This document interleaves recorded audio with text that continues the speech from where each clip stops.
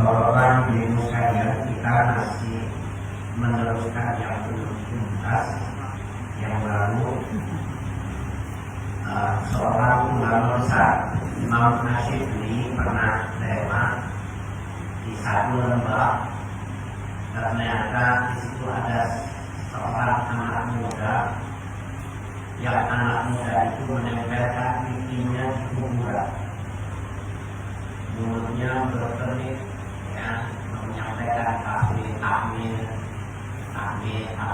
dan doa, dan sesekali matanya menengok ke langit. Nah, kemudian Imam Syibli yang punya tujuan lain tidak jadi meneruskan, maka dia turun, kemudian didekatinya anak muda.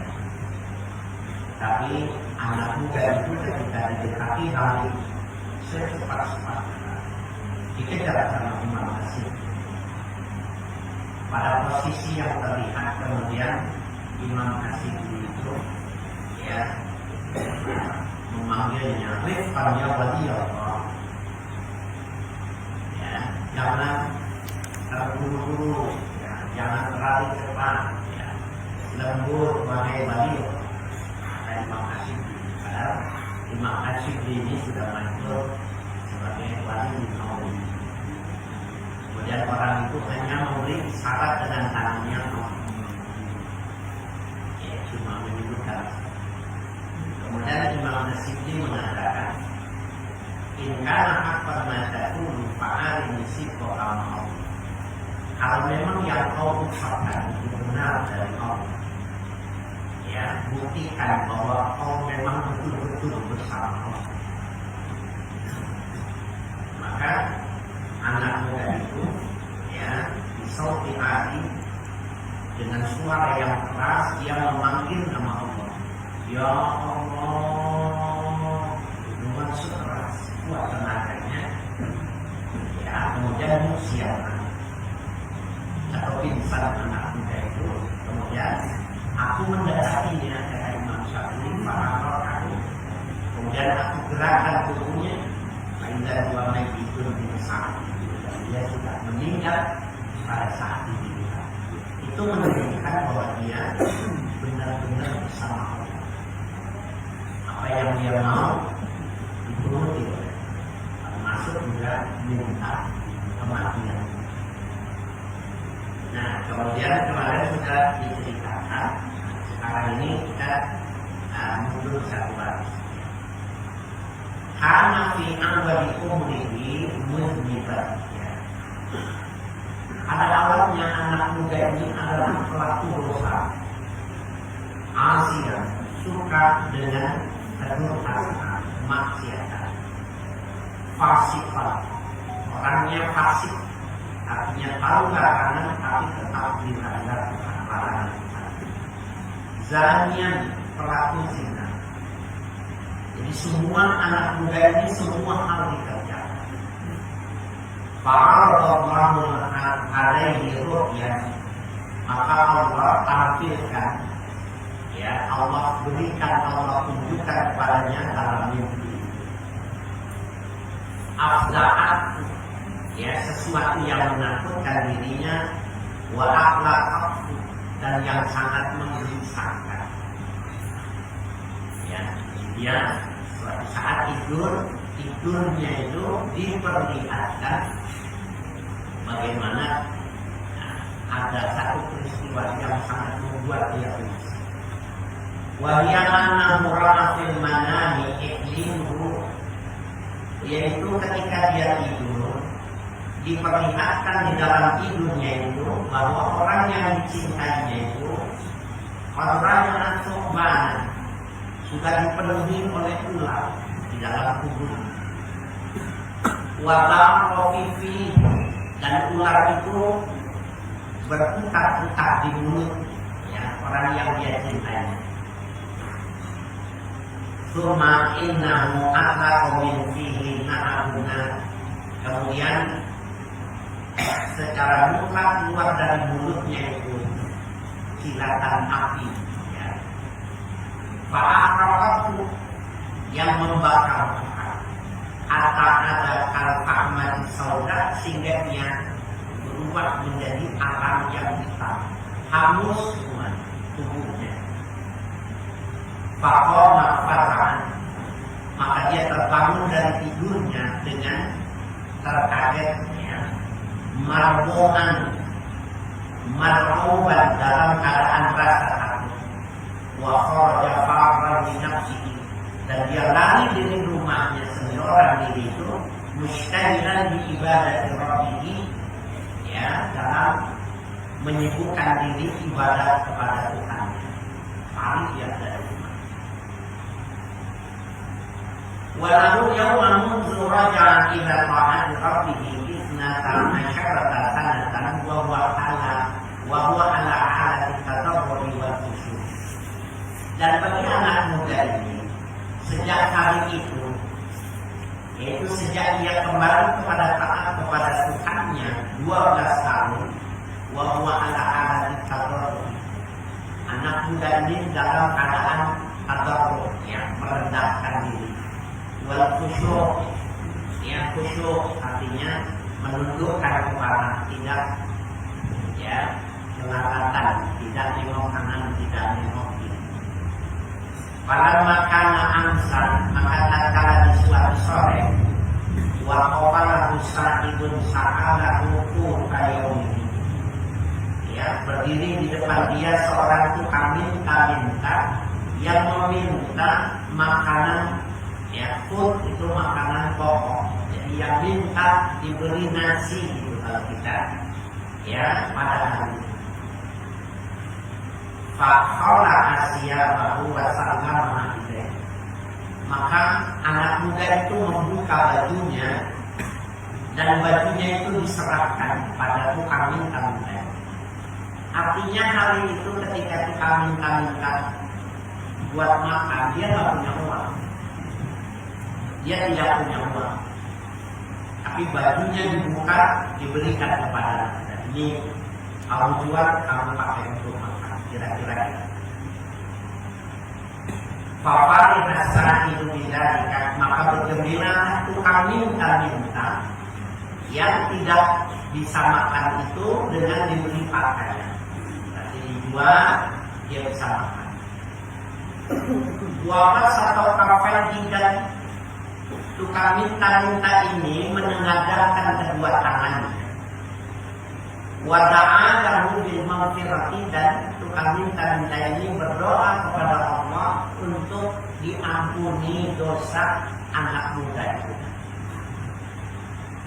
Fa'ajaba Allahu du'aahu, maka Allah terima doa tukang minta-minta ini tadi, fi barakati shadaqatin lati kana biha, dengan sebab keberkahan sedekah yang menyebabkan kegembiraan tukang minta-minta, ya, dari lantaran pemberiannya.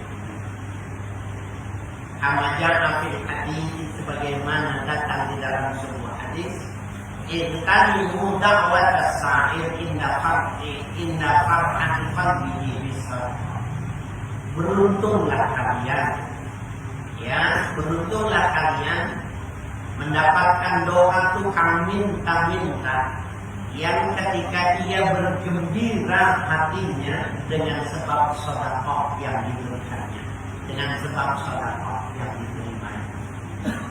Nah, Bapak-bapak, Ibu sekalian, ini yang menceritakan ini ulama besar Imam Asy'ari. Jadi kesimpulannya, tidak masalah ketika orang yang punya latar belakang tidak baik, ya, kemudian ingin jadi orang baik. Bahkan pada kisah ini jadi wali bin Auliya. Padahal sebelumnya anak muda semua hal dikerjakan, tidak ada yang tidak dikerjakan, semuanya. Tetapi ketika dia ingin kembali, ya, dan secara ikhtiar, satu sisi dia memang ibadahnya bagus, merubah, ya, tabarruk dan khusus. Yang kedua, dia pernah sekali menggembirakan tukang minta-minta, yang tukang minta-minta itu berdoa. Ini oleh karena itu Bapak sekalian, kalau di mobil, ya, di mobil naik motor, kalau mencapai uang, jangan sampai tukang minta-minta tidak diberi. Ya, kalau saya mengambilkan itu uangnya itu kasih Pak. Yang bulan kali datang Pak minta 1 juta, ya, di 2 tahun. Jadi ketika siapa lagi yang minta, kasih. Uangnya bagus. Motor belum berangkat, masukin dulu di dalam, ya, masukin di jaket. Kan kita kalau di mobil, ya, jaket kita terlalu itu, orang itu macam-macam bunyinya, ucapannya. Ada yang tidak terdengar, cuma bergerak saja yang gitu. Ya, ada yang benar, banyak itu, nah, itu bisa jadi kalau dia bersenang, hatinya bahagia, ya, terpenuhi adatnya dia, tidak kelaparan, istazabah, goncang alasnya. Itu yang menyebabkan doanya diterima dan kita bisa menjadi orang yang baik, ya, apalagi kalau kita memberikan kebahagiaan itu buat masjid, ya, masjid dari bangun, belum, ya, jadi sedekah kita itulah, ya, yang mengantarkan kepada tempat-tempat yang baik.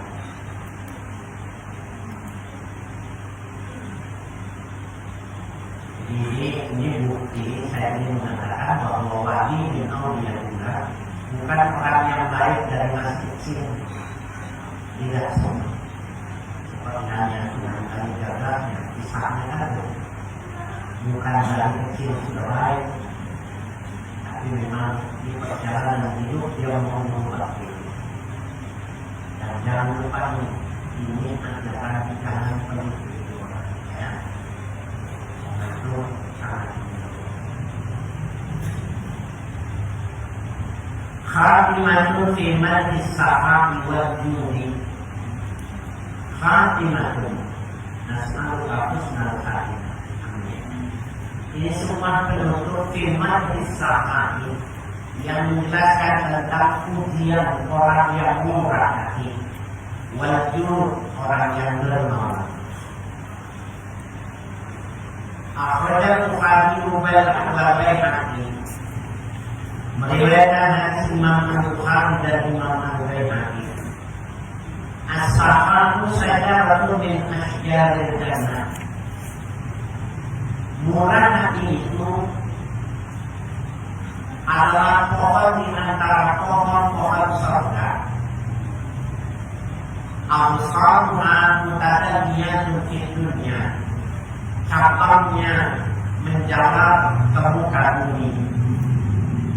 Paman yakhudhu bi husnin minha, maka barang siapa yang mengambil dahan dan cabang yang dulu dari surga itu, Allah dzalika nuslu jannah, maka akan mengikat dirinya yang demikian itu tadi, ya, oleh ranting tadi tidak jannah menuju surga. Jadi murah hati itu personifikasinya itu, kalau diilustrasikannya itu adalah pohon yang tumbuh di dalam surga, kemudian cabangnya itu sampai ke dunia. Kalau orang ngambil satu ranting saja, maka dia sudah terhubung ke dalam surga. Nah, ini sebuah tafsir namanya, sebuah tasbih, perumpamaan, dan itu biasa di dalam Al-Quran, di dalam hadis.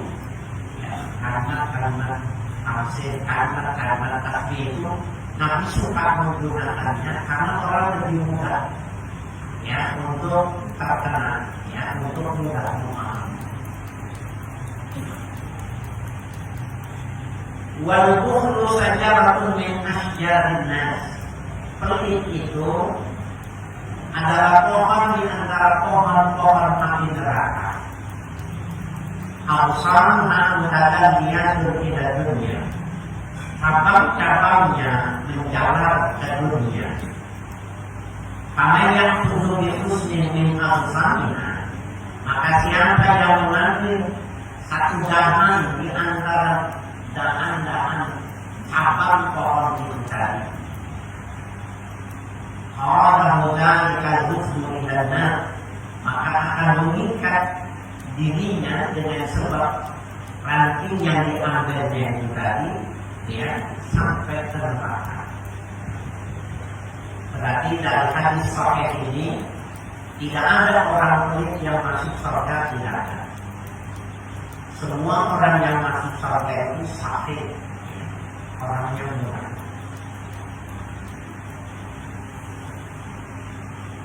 Wabnu Adi meriwayatkan Ibnu Adi, al-jannatu darul asqiyai. Surga itu adalah negeri orang-orang yang murah hatinya, orang yang bares, kalau bahasa. Wattaquni dan meriwayatkan Imam At-Tabari, inna fil jannati baitan yuqalunahu baitul asqiya. Sesungguhnya di dalam surga ada satu istana yang disebut istana itu baitul asqiya, rumah orang-orang yang murah hatinya, ya, yang dermawan. Wa Tirmidzi wal Baihaqi meriwayatkan Imam At-Tirmidzi dan Imam Al-Baihaqi, as-saqiyu qaribun min Allah. Orang yang murah hati itu dekat kepada Allah. Qaribun minan nas, dekat dengan manusia. Qaribun minal jannah, dekat dengan surga. Ba'idun minan nar, jauh dari api neraka. Wal ba'idu ba'idun minal nar, orang yang pelit itu jauh dari Allah. Ba'idun minan nas, jauh dari manusia, karena manusia tidak suka sama orang. Ba'idun minal jannah, jauh dari surga. Qaribun minan nar, dan dekat dengan api neraka. Nah, kalau rasa sekalian, bares itu, murah hati itu, dermawan itu tidak mesti besar.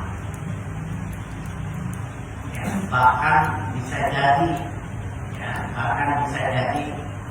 seberapa yang kita keluarkan itu tidak dibandingkan dengan orang kaya yang mengeluarkan itu jauh 1/10-nya yang kita keluarkan.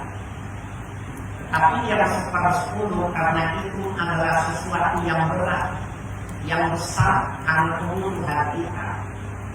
Dan yang 100% itu dikeluarkan oleh orang kaya, angka yang dikeluarkannya 10 kali lipat dari saya itu tapi kecil dibandingkan dengan aset yang dia punya, maka pahalanya lebih besar orang yang bersedekah 1/10.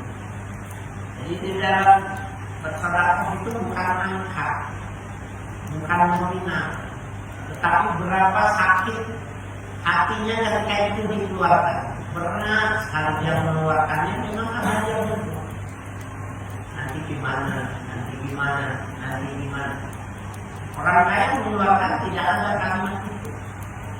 Nah, ingat itu yang membawa keberkahan. Wajahil sahihu ahabu ilallahi min abidin bakhil. Ini pegangannya. Wajahil sahihu, orang yang bodoh tapi murah hatinya, ahabu ilallahi min abidin bakhil, lebih Allah cintai ketimbang ahli ibadah tapi pelit. Dagingnya hitam, ya.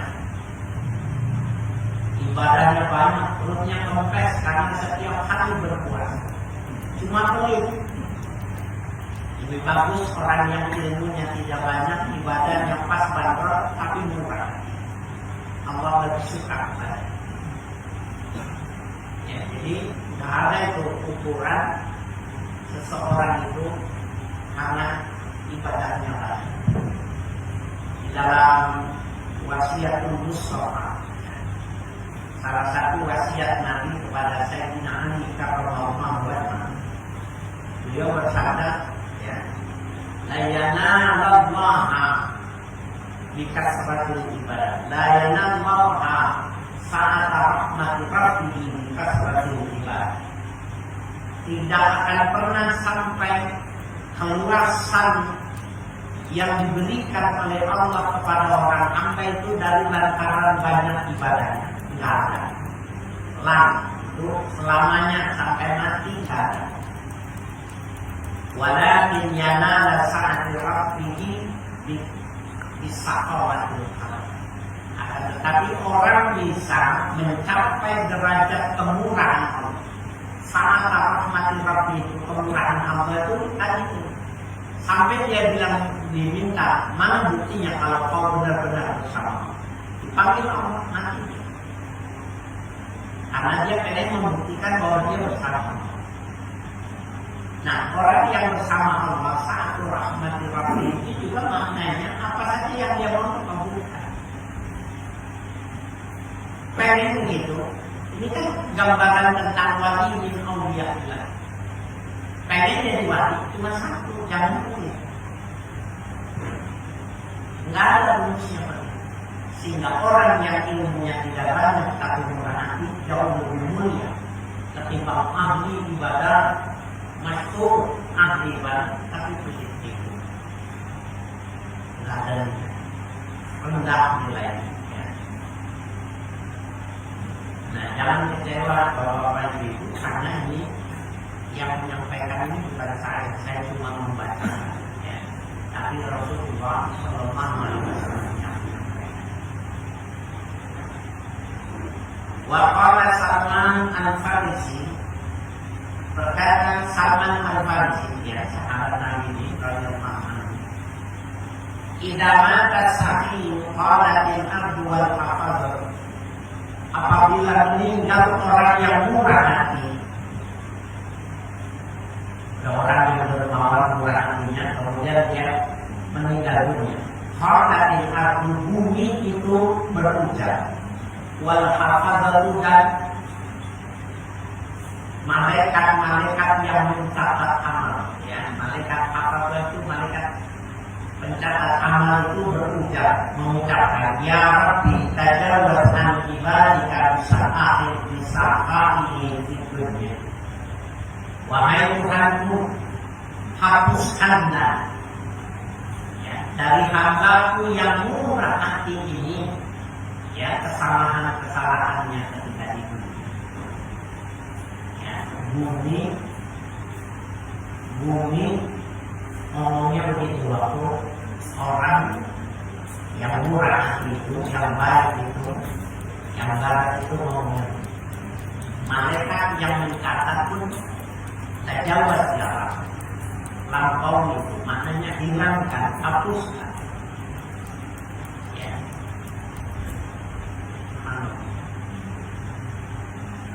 Wa idza matal bakhilu, apabila meninggal orang yang pelit, berkata bumi dan malaikat Allah, Allah mahjurkan dan abdi anil jannah, ya Allah tutup pintu surga dari orang ini. Bumi tidak memintakan orang ini masuk surga. Ya, malaikat Allah tidak memintakan. Nah, tobat kalian yang berbahagia kenapa?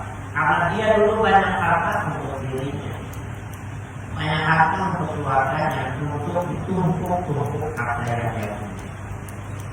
Ya, untuk jadi presiden kebawaan.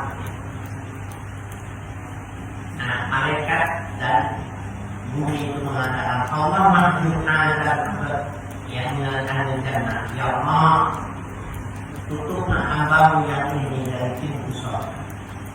Karena hajab ibadah karena biyadihi minad dunya, sebagaimana ditutup hajab hambuka, tertutup hambamu aman biyadihi minad dunya, yang ada di tangannya orang itu ya tentang dunia. Maksudnya ada ini maksudnya bukannya nggak ada orang yang nggak punya. Nabi sendiri ketika wafat itu ada dua yang ditinggalkan. Jadi yang di sini yang dimaksudkan itu orang itu meninggal tapi di tangannya, maksudnya kepemilikannya itu banyak. Ya, banyak tapi tidak pernah disalurkan, tidak pernah dibayarkan zakatnya, tidak pernah sedekah. Nabi ketika meninggal itu ada dua yang ditinggalkan oleh Nabi, ya, berdasar kabar yang diberikan oleh Sayyidah Aisyah. Yang pertama Nabi meninggalkan Rifal itu peranakan himar dengan kuda. Ya, Rifal berwarna putih itu yang biasa dipakai oleh Nabi. Yang kedua, sebagian dari pendaringan, ya, pendaringan gentong yang berisi gandum.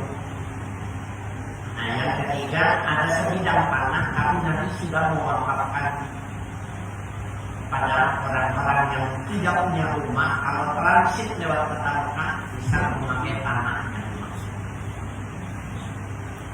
Nah, cuma menariknya itu Sayyidah Aisyah berlama-lama dia makan dari situ, diambil buat makan, tapi tidak habis-habis. Akhirnya seorang wanita siapapun dia heran juga itu. Oh, ini pendaringan tidak habis-habis, setiap kali dipakai untuk masak. Kemudian ditimbang, ditangkap itu ada berapa liter. Maksudnya untuk menceritakan bahwa yang disisakan itu ditinggalkan warisan Nabi seperti itu. Apa yang terjadi? Maka habis setelah hitungan itu dipakai. Umpamanya dia 1 kilo setiap hari masaknya itu 15 kilo, maka 15 kali setelah itu habis. Jadi kalau seandainya waktu itu Ummina Aisyah tidak menghitungnya, terjadi sampai sekarang ya belum habis. Dan antara keberkahan yang diberikan di tangan Rasulullah SAW.